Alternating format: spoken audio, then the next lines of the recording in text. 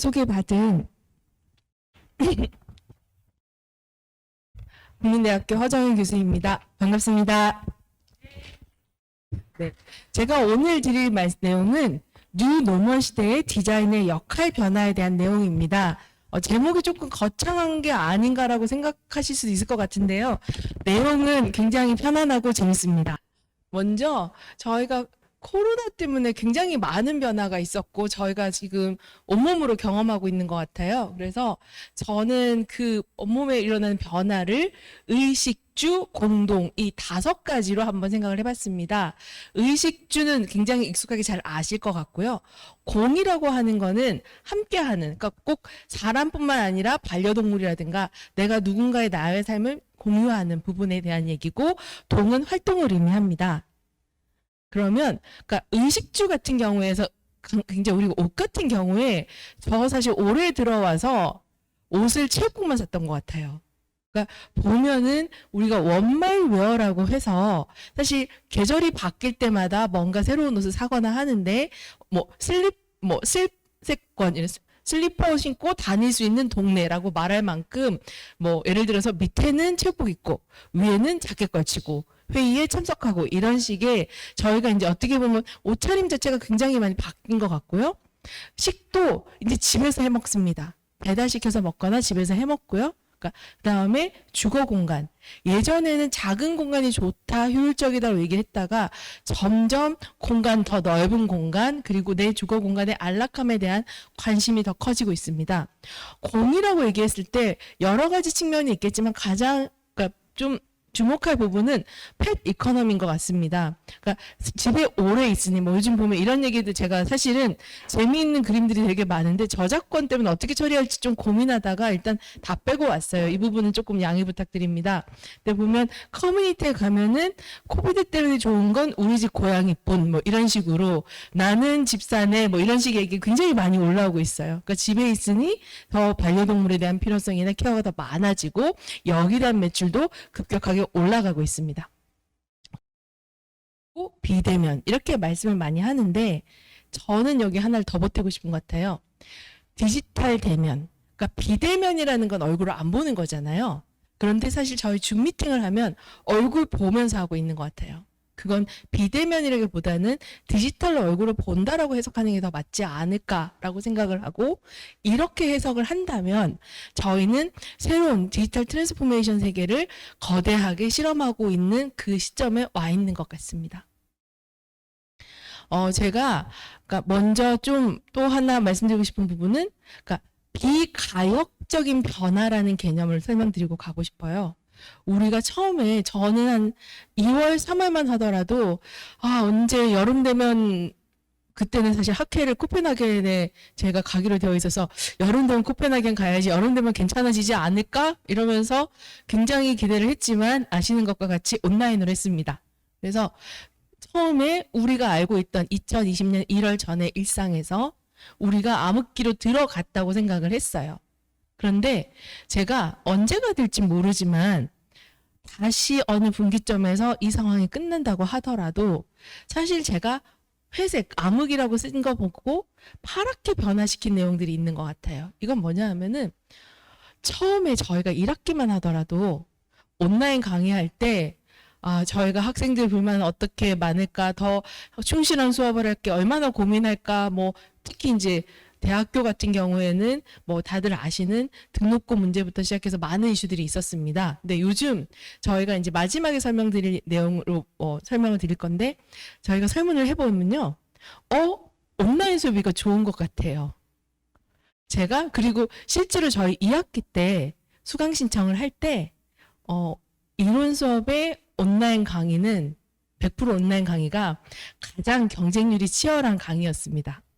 그러니까 우리가 어떻게 보면 이 방식 편한데라고 느껴진 부분이고, 한번 편하다고 생각하면 아마 이 방식에서 저희가 새로운 진화가 시작될 것 같아요. 그래서 저는 그러니까 우리가 다시 코로나가 끝나도 되돌아가지 않을 우리 삶의 어떤 변화가 우리에게 가장 큰 기회고, 지금부터 이 기회를 놓고 유심히 봐야 된다라고 생각합니다. 그래서 이제 여기까지가 그래서 왜 디자이너가 필요한가를 말씀드리려고 하는데요.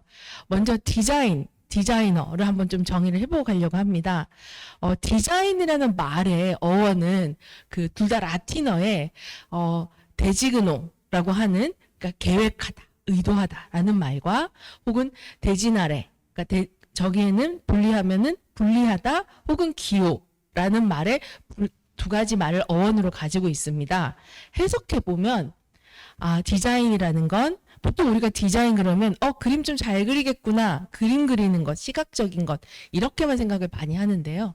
그거보다는 생각을 정리하고 계획하는 것, 그리고 여기에 있는 기존의 기호로부터 새로운 기호를 만들어내기, 기존에 우리가 알던 개념에서 새로운 개념을 창조해내기 라고 해석할 수 있는 것 같습니다. 즉, 디자인이라는 건 우리가 필요한 것을 잘 만들 수 있도록 계획해내고, 그 다음 그 계획 과정에서 우리에게 익숙했던 어떤 걸 재창조시키는 역할을 하는 것을 디자인이라고 생각합니다. 그러면 디자이너는 이제 사람이 붙었으니까 생각을 정리하고 잘 계획하는 사람, 그리고 우리가 익숙했던 부분에 대해서 더 새롭고 더 필요한 것을 만들어낼 수 있는 사람이 디자인인 것 같습니다. 그런데 앞에서 제가 디지털 트랜스포메이션, 그 다음에 우리가 비가역적 변화라고 얘기를 하면은 말로 하면 되게 쉬울 것 같은데 생각보다 쉽지는 않은 것 같아요. 그러니까 보통 여기에서 특히 디지털 트랜스포메이션을 했을 때는 위키드 프로블럼을 저희가 얘기를 하는데, 바꾸려면은 사실은 어떻게 사용하는지 가르쳐야도 되고요. 그 다음에 사실 이게 비용 대비 효과가 있는지에 대한 경제성도 맞춰야 되고요. 우리가 필요한 기술을 잘 배우는 것도 중요해집니다. 사회적 가치라든가 아니면 규제까지 다 포함하면은 저 덩어리를 어떻게 다 풀지? 라고 생각하는 게 저희가 생각하는 위키드 프로블럼입니다. 위키드 프로블럼 같은 경우에 우리가 얘기하는 부분은, 저거는 뭐 사악한 문제 이렇게 얘기할 수도 있겠지만, 더 중요한 부분은 우리가 기존의 방법론으로는 쉽게 풀어내지 못하는 뭔가 새로운 관점으로 실을 끊어내던가, 아니면은 새로운 관점으로 새로운 접근을 해내야지만 풀 수 있는 방법을 이야기합니다. 위키드 프로블럼 어려운 이유 중에는 4가지가 있는데요. 제가 여기에서는 하나만 좀 설명드리고 가려고 합니다. 새로운 관점을 가져야지만 풀 수 있다. 우리가 기존의 관점으로 바라봤을 때는 절대로 풀 수 없다는 게 가장 중요한 부분이고요. 그 다음에 절대로 한번 풀었다고 해서 외부 상황이 바뀌면 또다시 풀어내야 된다라는 것을 의미합니다. 그리고 여기에서, 그러니까 보통 위키드 프로블럼 같은 경우는 디자인 띵킹을 통해서 저희가 답을 찾아낸다라고 설명을 하는데, 디자인 띵킹을 필요한 이유는 우리가 저 모든 가치를 충족시키는 스위트스팟을 찾는 것을 의미합니다. 그런데 제가 앞에 그림과 여기 그림이 다르죠. 사실은 개념적으로 스위트스팟이 있을 것이라고 생각하지만 실제 그림은 저렇게 예쁜 그림 나오지 않습니다. 저런 공간이 존재하지 않은 상태에서 저런 공간을 어떻게 만들어낼까가 디자이너의 숙제가 됩니다. 그리고 우리가 가장 익숙한 디자인 띵킹 같은 경우에는 우리가 더블 다이아몬드 방법론을 통해서 많이 풀어가고 있습니다. 제가 그리고 이런 방법을 통해서 결국 솔루션을 찾을 것이고요. 그 다음에 더 중요한 부분 중에 하나는 우리가 문제를 정의하는 것 같아요.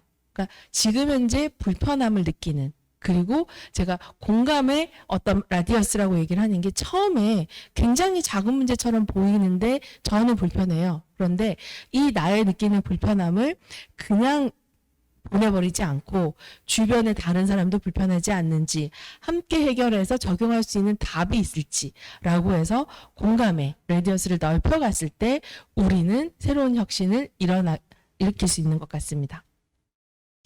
그래서 제가 그냥 최근에, 그러니까 너무 어려운 문제를 풀어야 되는 거 아니야? 이렇게 생각하기보다는 우리가 이번 코로나를 지내면서 한 번쯤 다 생각해 보셨을 것 같은 문제들을 좀 가지고 와서 어떻게 접근하는지를 먼저 예제로 말씀드리려고 합니다. 코비드 관련 정보를 한눈에 보고 싶어요. 굉장히 처음에 코로나가 그러니까 막 창궐하기 시작했을 때 코로나 나우, 이 지금 굉장히 더 예뻐졌는데 이 시스템은 중학생들이 만든 시스템입니다.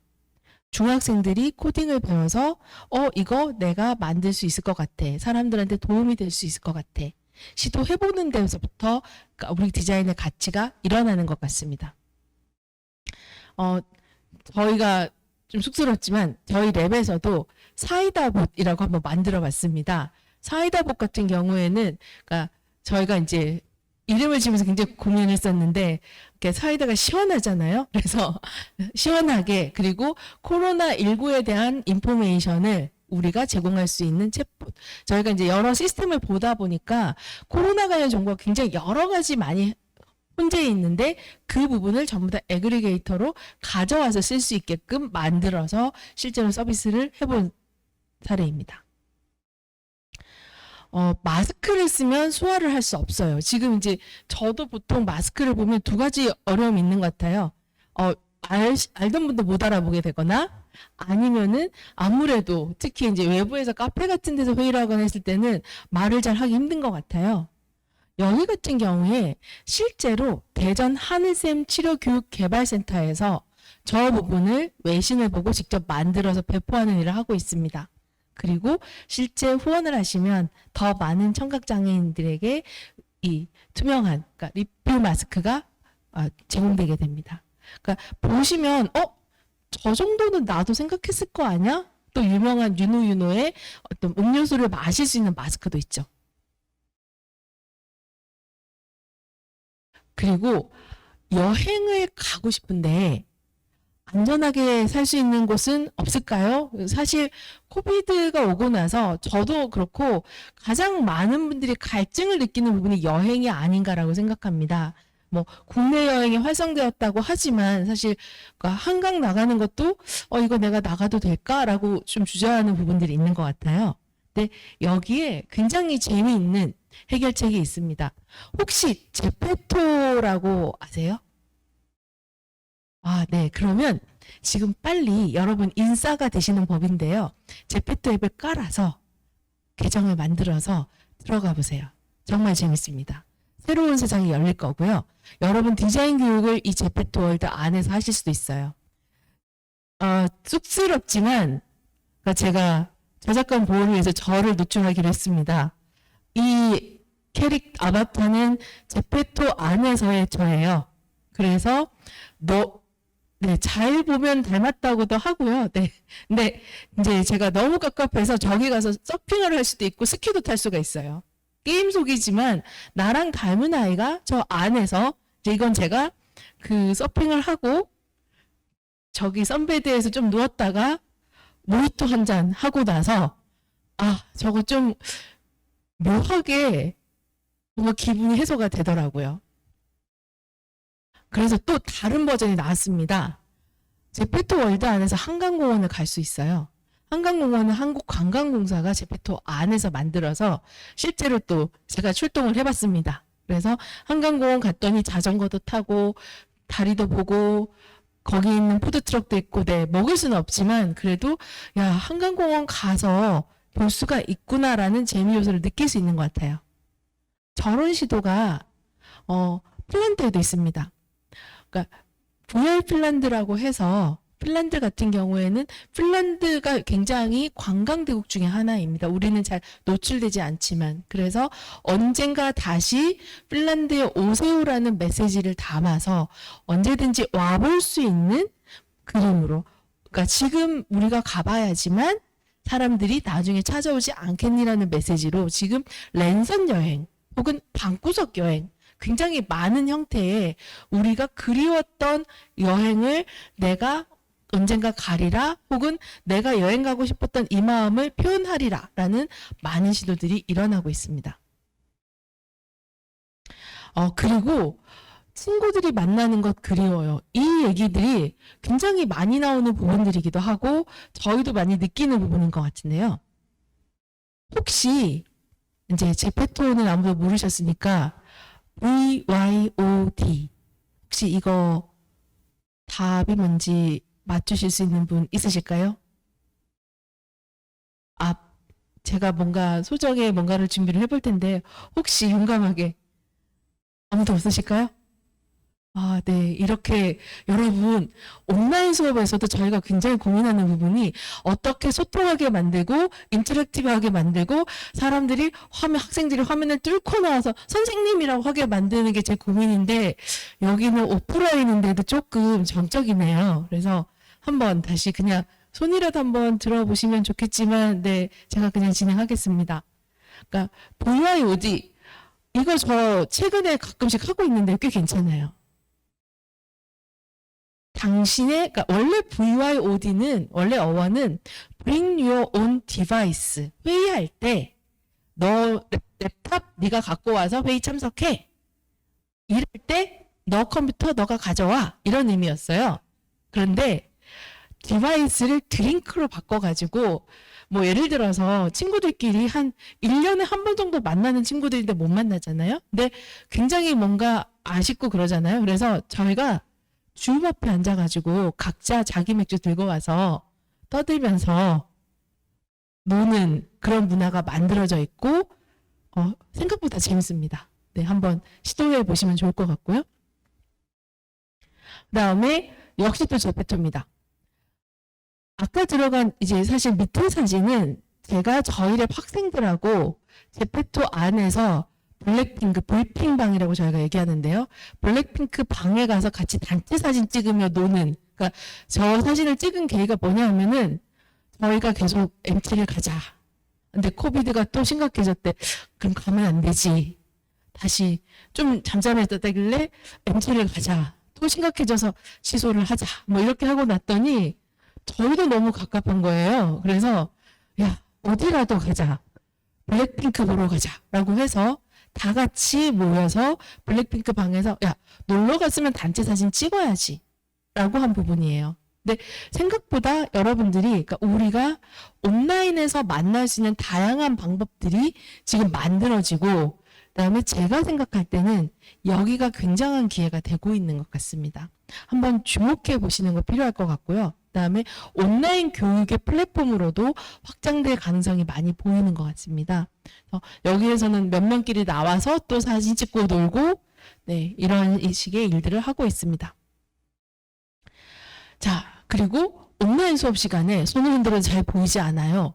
이 얘기들 굉장히 많이 하고 있는데, 저희는 수업 시간에 그러니까 일종의 콘테스트 같은 걸 했어요. 저희가 줌을 사용해서 저희가 배경화면 콘테스트, 우리가 질문이 있을 때 배경화면을 빨리 바꿀 때 어떤 화면을 들었을 때 가장 내 눈에 잘 보이는지 가져오면 뭐 어워드를 주고 이런 식으로 참여도를 높이는 방법을 저희가 연습을 했어요. 근데 네, 나름 1등한 제 사진을 좀 전에 찍었습니다. 그러면 이제 쌤 저요 그러면 너 질문 있구나. 왜냐하면 저희가 온라인, 그러니까 아까 디지털 대면이라고 말했을 때는 인터랙티브한 부분이 굉장히 중요합니다. 근데 그 인터랙티브한 부분을 찾아간다라는 게 기술이 나오고 뭔가 AI가 나오고 하지 않아도 지금까지 말씀드렸던 모든 예제들은 우리가 아마 다들 공감하셨을 것 같은 어떤 어려움들을 조금만의 실행력이 있으면, 그러니까 해결이라고 말할 수는 없지만 조금의 대안은 찾을 수 있는 사례들에 대한 얘기들입니다. 그리고 이건 저희가 이제 뭐 밑에 예제는 말씀을 드리면 저희가 조금 아이디어를 만들어 보고 있어요. 지금 저희가 진행 중인 연구라 일부만 가져왔는데, 예를 들어서 지금 있는 온라인 화면이라든가 아니면 질문이 있을 때 소통할 때 UI를 어떻게 바꾸면 좋을까, 이런 부분이 지금 굉장히 활발하게 연구가 이루어지고 있고요. 그다음에 이런 연구가 중요한 부분 중에 하나는, 저는 사실 오늘 여기에서는 말씀을 안 드렸는데 코비드 세대라는 부분에 대해서 아마 향후에 따로 연구가 될 것 같습니다. 예를 들어서 코비드 세대라고 하는 제가 지칭하는 세대들은 유치원이나 아니면 초등학교 1학년을 코비드와 함께 보낸 세대를 의미합니다. 보통 중학교, 고등학교, 대학교만 가더라도 이미 친구가 만들어져 있고 어느 정도 사회성이 만들어지기 시작하는데, 생각해보면 아이들이 가장 먼저 지금처럼 핵가족화되어 있는 상황에서 유치원이나 초등학교에서 친구들을 만나고 노는 법을 배우고 소통하는 법을 배우는데, 그때 줌으로 사람들이 친구를 만나기 시작합니다. 아마 저희가 한동안 한 10년이 넘은 것 같은데요. 디지털 네이티브라는 얘기가 많이 나왔는데 코로나 네이티브라고 하긴 너무 이상하지만 어떤 특정한 새로운 친구들이 또 저희가 등장될 것 같습니다. 그러면 제가 오늘 말씀드리려고 했던 가장 큰 부분을 이제 많이 예제를 드렸는데요. 우리가 사실 코로나 때문에 코비드 때문에 많은 것이 변하고 일부는 우리가 우울하다라고 말할 수 있습니다. 하지만 중요한 것은 그럼에도 불구하고 모든 변화는 기회를 가지고 오고 그 기회 중에 가장 중요한 것은 사용자이다. 사용자의 어떤 공감을 찾아내는 게 기회를 찾는 가장 기준점이다 라고 말씀을 드리기 위해서 가장 쉬운 예제들부터 제가 가져왔습니다. 그래서 첫 번째 시작은 공감인 것 같아요. 근데 공감이라는 말이 굉장히 쉽지만 사실은 생각보다 쉽지 않은 말일 수도 있는 것 같아요. 왜냐하면 제가 해석하기에는 공감은 보고 생각하는 거예요. 그냥 나 저 말에 공감해가 아니라 내가 유심히 봤더니 여기는 나는 이게 불편한데 이렇게 하면 바꿀 수 있을 것 같아. 나처럼 불편을 느끼는 사람이 또 있을 것 같아. 나는 불편하지 않지만 만약 어린이가 여기 고객이 된다면 불편할 것 같아. 라는 식의 여러 생각을 하면서 보는 게 공감의 시작입니다.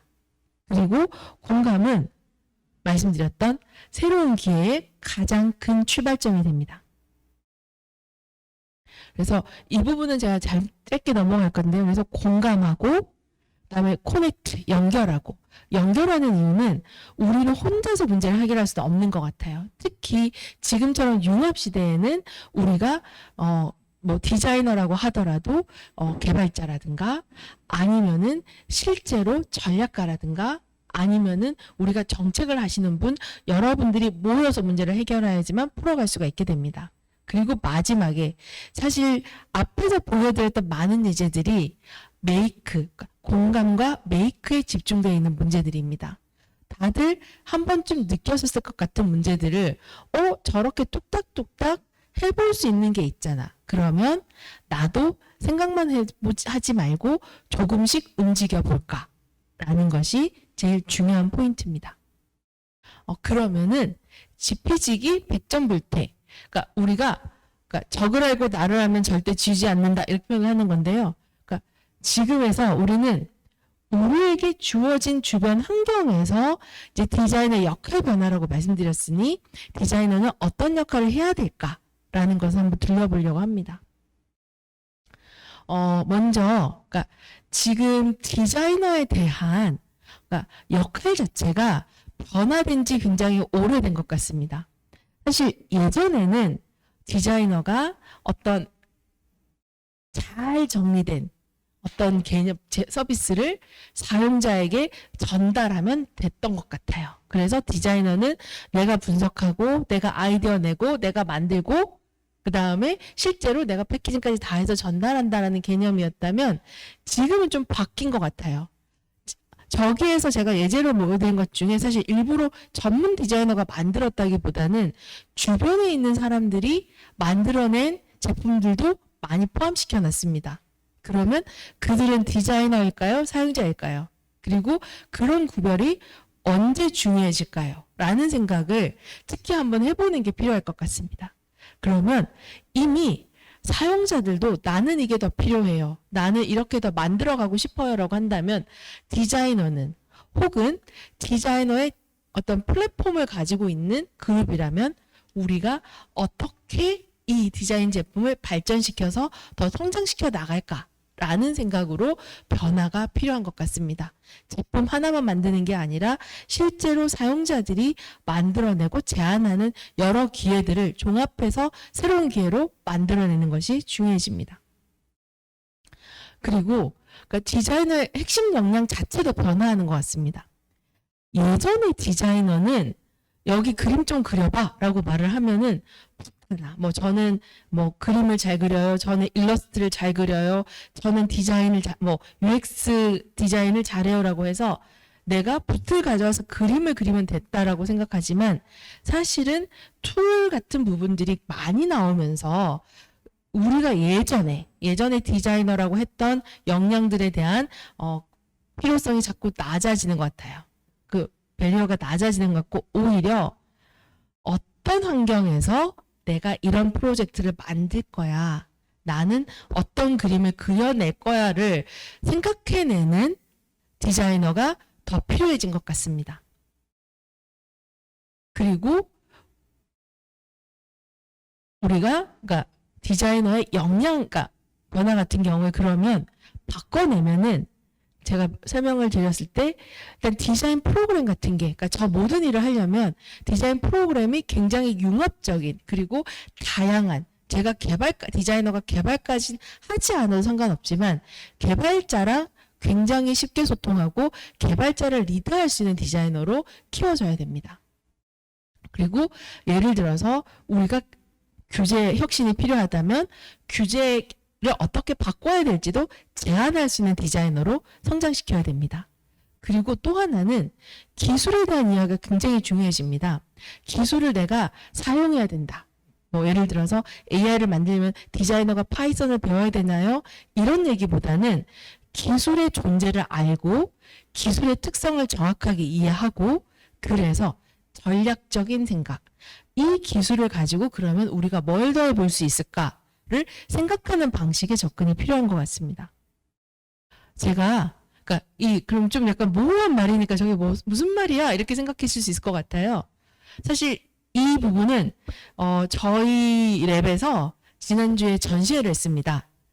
사실 저는 공대 나왔고요. 지금 말씀드리지만 저희 학생들도 디자인학과 출신만 있는 건 아니고 굉장히 여러 전공이 모여있는 랩입니다. 이 그림 제가 그렸습니다. 네, 어떻게 그렸는지 말씀을 드리려고 하는데요.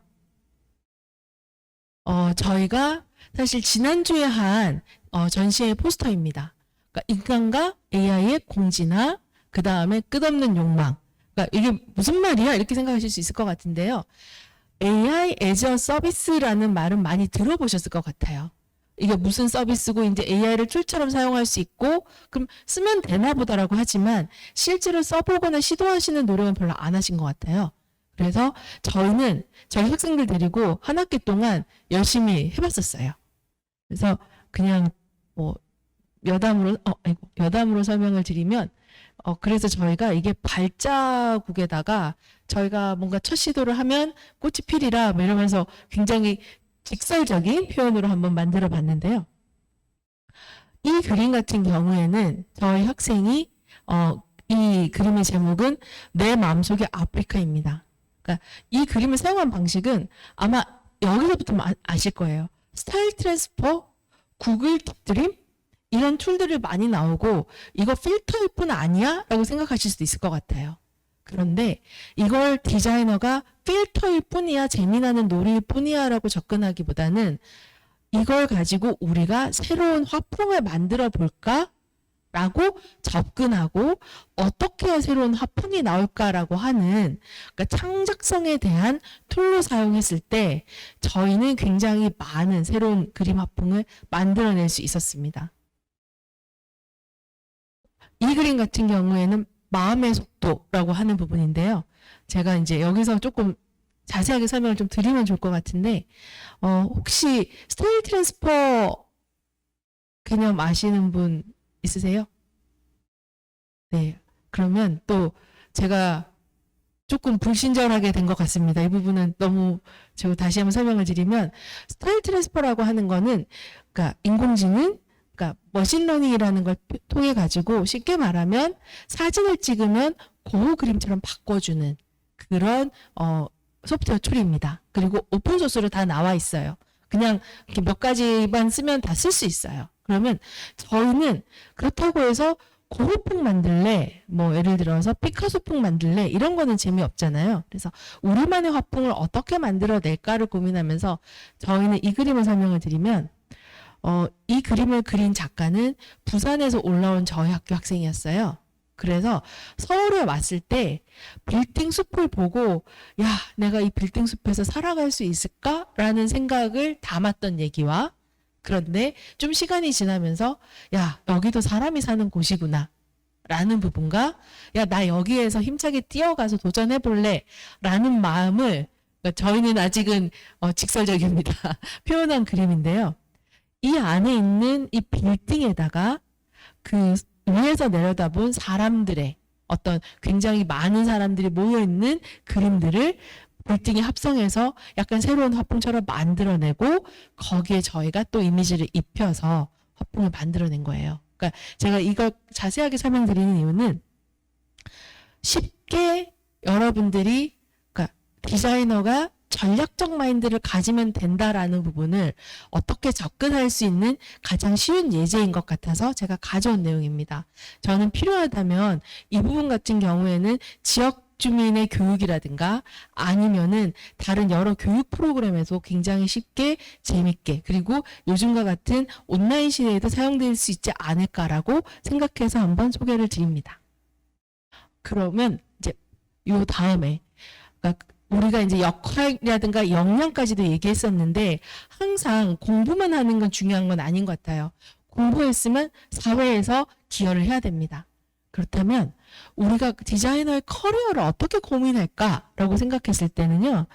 사실 디자이너는 보통 우리가 프로블럼 솔버였어요. 그러니까 너 이거 해가지고 UX 잘 그려와봐. 우리가 무슨 서비스를 만들 건데 야 우리 펫 이코노미가 굉장히 인기라는데 한번 그려볼래. 여기까지도 이미 정해진 문제를 풀어가는 거예요. 무슨 말씀을 드리고 싶냐면은 우리는 디자이너가 이때까지는 잘 정의된 문제를 보고 풀어라 라고 해왔지만 사실은 아까 제일 처음에 보여드렸던 그 실 덩어리가 묶여있는 데서 이거는 내가 관점을 달리 보면 이런 문제를 풀어내면 될 것 같은데 라고 내가 문제를 정의할 수 있는 디자이너가 되는 게 더 중요한 것 같아요. 그러니까 문제를 풀어내는 사람이 아니라 기회를 보고 이건 이렇게 접근하겠습니다. 제가 봤을 때 필요하다면 규제도 개혁하겠습니다. 필요하다면 기술은 누구를 불러서 협업해서 해결하겠습니다. 라고 그려내는 디자이너가 더 중요한 거죠. 그래서 전략적이고 혁신적인 마인드를 가지고 사실 혁신과 전략까지는 이미 많은 디자이너들이 오시는 것 같아요. 근데 더 중요한 거는 entrepreneurship. 우리가 어떤 기업가 정신까지 가지고 있는 게 더 중요한 것 같습니다. 왜냐하면 두 가지를 얘기하고 싶은데요. 아직도 사실 이제 이 부분에 대해서는 디자인진흥원이 굉장히 큰 역할을 해주고 계시는 걸 알고 있는데 그럼에도 불구하고 아직도 디자이너가 굉장히 기업 내에서 탑 레벨에 올라가 있는 사례는 불충분한 것 같습니다. 왜 그럴까요? 그러니까 우린 디자이너니까라고 말하는 건 아닌 것 같아요. 디자이너니까 더 새로운 생각을 할 수 있지 않아? 디자이너니까 더 잘할 수 있지 않아? 라고 말할 수 있는 디자이너를 교육시키려면 어떤 고민을 해야 될까? 라는 게 첫 번째 드리고 싶은 말씀이고 두 번째는 요즘은 취업하기보다는 내가 잡을 만들어내는 시대인 것 같아요. 내가 직업을 만들어내는 시대인 것 같습니다. 그렇다면 내가 파운더로서의 디자이너 그러니까 사실 이미 우리가 되게 유명한 배달의 민족 대표님도 디자이너 출신이세요. 그리고 디자이너의 굉장히 큰 강점은 디자이너는 비저너리해요. 그러니까 남들이 아무것도 안 보일 때 아니야 난 저거 거슬려. 굉장히 세밀한 눈을 가지고 있어요. 여기에 대해서 남이 주어지는 문제가 아닌 내가 아주 작아 보이는 그 틈을 벌려가지고 아무도 안 된다고 하는 기회를 만들어내서 도전한다면 그때야말로 정말 큰 혁신 그리고 그때야말로 정말 사회에도 큰 기여를 할 수 있는 어떤 산업이 만들어낼 수 있지 않을까 생각합니다. 그래서 제가 드리고 싶은 말씀은 좀 그냥 쉽게 말씀을 드렸지만 우리가 그러니까 종이에 보면 코로나 때문에 다들 어려움을 겪고 사실 강의도 굉장히 이렇게 낯선 형태로 저희가 하고 있지만 이게 다 기회다. 이 소중한 기회를 흘려내지 말고 우리가 아까 공감이라고 했죠. 잘 관찰하고 생각해서 나의 기회, 우리 지역의 기회, 우리나라의 기회를 만들어가자. 그리고 그러기 위해서는 우리가 어떤 전략적인 마인드라든가 디자인의 기존의 역할에 대한 개념이라든가 그다음에 디자인은 이 커리어가 가장 좋은 거라는 어떤 개념을 좀 벗어나서 도전적이고 그리고 실행하는 디자이너로 만들 필요가 있지 않을까라고 생각합니다. 제 발표는 여기까지입니다. 감사합니다. 예. 발표 말씀 강연 말씀 감사하고요. 지금 주신 내용 중에 혹시 궁금하시거나 질문 주실 내용 있으시면 이제 자유롭게 질문의 시간을 갖겠습니다. 질문이 잘 안 나오지 않나요? 제가 봐도 재밌는 내용이 많고 궁금한 내용이 많은데요. 예. 그냥 제가 그냥 혼자서 뭔가 질문이 필요할 것 같아서 네 이런 거 한번 가져와 봤어요. 네. 제가 노트북 있으면 더 잘 보여드릴 것 같은데 혹시 제가 이거 설명드려도 괜찮을까요? 네, 네. 부탁드리겠습니다. 네. 그러니까 제가 생각해봤더니 저희가 사실은 이 그림 같은 경우에는 저희가 지금 진행 중인 내용이라 다 가져오진 않았지만 아프리카에도 우리가 한국화처럼 그러니까 팅가팅가화라고 하는 되게 아프리카 화풍이 있어요. 그래서 그러니까 아프리카 화풍을 저희가 일종의 스타일로 쓰고 그 다음에 치타 사진을 찍은 사진을 가지고 저희가 그러니까 인공지능을 통해서 학습시켜서 그려낸 거예요. 그러니까 저희가 이제 물론 무조건 학습시켜 나온다 이건 아니고 저희가 어떨 때는 예상하지 못한 결과가 나올 때도 있고 생각만큼 멋진 그림이 안 나올 때도 많았어요. 그런데 예를 들어서 이 방식으로 했었을 때는 사실은 되게 저런 그림풍은 뭔가 낯설면서도 신선한데라는 그림이 만들어질 수 있었고 또 하나 중요한 것은 제가 디자이너한테 이 얘기를 가르쳤던 분 중에 하나가 제가 수업하면서 가장 많이 들었던 얘기가 교수님 예술은 어려워요. 근데 저 예술가 하려고 하는 건 아니에요. 저도 내가 너를 예술가로 키우려는 건 아니란다. 근데 우리가 가장 쉽게 AI 애저 서비스를 손에 익혀볼 수 있는 직관적으로 볼 수 있는 기회이기 때문에 해보는 거야. 재미없으면 안 해도 돼. 라고 하면서 저희가 한 학기를 보냈었어요.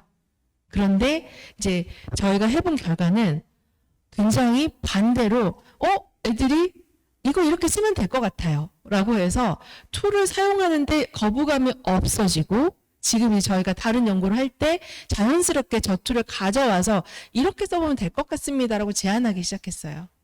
저는 이거면 제가 의도한 부분을 충분히 이루지 않았나라고 생각합니다. 그러니까 우리가 보통 뭐뭐 애저 서비스를 굉장히 말로 많이 하고 쉽게 얘기를 하는데 실제로 써보게 하는 어떤 교육 프로그램이나 그러니까 너무 길어도 안 되고 쉽게 접근할 수 있는 게이트는 없는 것 같아요. 그래서 오히려 그러니까 새로운 디자이너를 교육시키거나 기술을 교육시킬 때도 굉장히 어려운 패스로 가지 말고 아주 흥미를 돋을 수 있고 재미있게 그러다가 근데 나 이거 해봤더니 이게 그런 기술이었구나 라고 접근할 수 있는 방식으로 진행해 보는 것도 어떨까라고 생각합니다.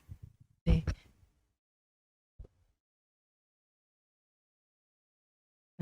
저희 질문 받겠습니다. 아까 저는 기반산업과에 근무하는 원기영이라고 합니다. 네. 예. 아까 제가 크게 이렇게 사실은 묻는 게 아니라 제 의견을 말씀드리고 싶은 건데요. 사회적으로, 일단 강연에 대해서 말씀드리면, 어떤 디자인이 저는 일반 행정공무원들이 지금 와서 강의를 듣고 있는데, 디자인이 사실은 그림을 그리는 거다, 이렇게 생각을 했고, 시각적으로 뭘 이렇게 표현해내는 거를 저는 디자인이라고 그동안 생각해 왔는데, 교수님 강의를 들어보니까 어떤 전략적 사고를 하고, 문제점을 정의해내서 거기에 대한, 또 솔루션을 제공하고, 그런 어떤 종합적인 일을 하는 게 디자인이다. 전략적으로 사고를 하는 게 디자인이라고 말씀해 주셔서 새로운 시각을 일단 갖게 됐고요. 좋은 강의 잘 들었고요. 끝에 이제 토를 다는 건 아니고요. 제 생각을 좀 더 말씀드릴 게 있어요. 이게 뭐냐면, 이제 사회적으로, 리더층에 있는 분들이 디자이너가 아니다. 많지 않다라고 말씀하시는데, 좀 동의 못하겠습니다. 네. 예. 왜 그러냐면, 네. 제 단적인 예로, 두 가지 좀 말씀드리고 싶은 게, 일단, 스티브 잡스를 얘기하고 싶어요. 네. 스티브 잡스가 대학을 중퇴하고 친구 위즈메알과 이렇게 창고에서, 이제 창업을 해서 애플이라는 거대한 그 회사를 만들었는데, 나는 저는 잡스가 경영자, 기획자이기도 하지만 디자이너였다고 생각을 해요. 네. 스티브 잡스가 뭐 컴퓨터 기판에 대해서 잘 몰랐고, 이게 메모리에 대해서 잘 알지 못했어요. 근데 어떤 그런 지식만 있었어. 그걸 실제 해내는 사람은, 위즈니아게 있었거든요. 그래서, 스티브 잡스가 이렇게 만들어봐. 아니면 이렇게 대충 그림 그려주고 이렇게 하면, 이렇게 위즈니아게 만들었고, 스티브 잡스가 이제 대학을 중퇴하면서도 대학을 성실하게 다니지 못했어요. 다니지 못했으면서도 열심히 들었던 수업이 캘리그래피 수업을 들었고, 디자인적인 수업이 굉장히 강한 사람이었다고 저는 생각하고요. 또 한 가지, 기아 자동차 얘기를 좀 하고 싶은데요. 기아 자동차, 원래 현대 소나타가 굉장히, 저 중형 차에서는 국내에서 뭐 최고 타고 다니는 차인데, 올해 들어서 기아 자동차 K5에 이제 뒤집어졌거든요. K5가 훨씬 더 잘 팔리고, 베스트 브랜드가 됐는데, K5나, 현대 소나타나 또 같은 프레임을 사용해요. 같은 프레임에서 같은 재료 차대를 공유하고 부품을 공유해서 만드는 형제차거든요. 근데 디자인적 요소가 이렇게, 정의선 회장이, 부회장이 피터 슈라라는 디자이너를 고용해서 디자인 경영을 한 거거든요. 그래서 저는, 회사의 어떤 비즈니스나 이렇게 업무를 그리는 사람도 디자이너라고 보고요. 네. 디자인 경영이 성공해서 기아가 이렇게 현대에 많이 뒤져 있었는데 이제 이렇게 넘어설 수 있는 뭐까지 넘보는 이런 회사가 된 것도 디자인의 역할이라고 보고요. 그런 점에서 우리 사회에 또 우리 공무원들이나 이렇게 시장님마저도 이렇게 대전시를 디자인하시는 분이라고 생각해서 그 부분에 대해서는 제 의견을 밝혔습니다. 고맙습니다. 저는 좋은 질문과 지적 너무 감사합니다. 그러니까 약간 부연 설명을 드리면 말씀하신 내용에 정말 공감하고요. 사실 저는 말씀하신 것처럼 오히려 모두가 디자인이 되고 모두가 전략적인 사고를 가지면 좋겠다라는 생각과 그다음에 사실 이 내용을 했었을 때는 그러니까 이거는 제가 생각할 때는 조금 제가 고객을 덜 생각했던 부분인 것 같은데 저희가 보통 디자인 학생들한테 얘기를 할 때는 저 부분이 굉장히 중요했기 때문에 저희가 가져왔던 부분인 것 같습니다. 말씀대로 반대로 누구나 전략적인 사고와 그 다음에 계획을 하고 문제를 정의하는 사람이면 디자이너고 그들에게는 훨씬 더 새로운 기회가 열린다라고 표현해서 만들어갈 수 있을 것 같습니다. 의견 감사합니다. 예, 말씀 감사합니다. 혹시 더 질문, 예? 오늘 하루 종일 굉장히 열심히 저희 참관해 주시고 계신? 안녕하세요. 아까 그 AI에 대해서 말씀하셨는데요. 네. 제가 생각하기에 디자인과 그 AI가 어떻게 이렇게 결합을 하게 되는지. 네. 그러니까 이거를 제가 이렇게 설명을 드리면 좋을 것 같아요. 이거를 이제 어디부터 보면 좋을 것 같은데 사실은 지금 인공지능을 그러니까 기존에는 굉장히 반복적인 일을 혹은 빠르게 계산하는 일을 쓰는데 많이 사용됐었어요. 근데 최근에 나오는 많은 접근들 중에 하나가 인공지능을 좀 더 창조적인 데 쓸 수 있지 않을까. 그리고 이미 예를 들어서 시를 만들거나 소설을 쓰거나 그림을 그리는데 적용되기 시작하고 있습니다.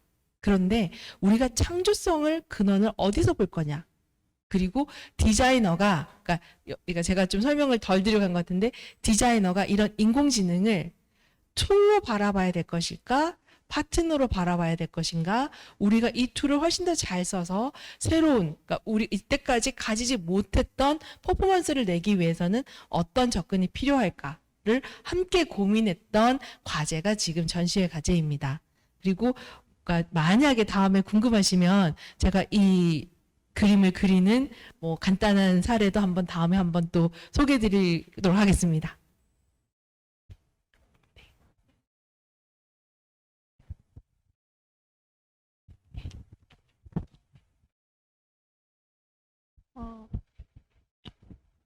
저 질문은 아니고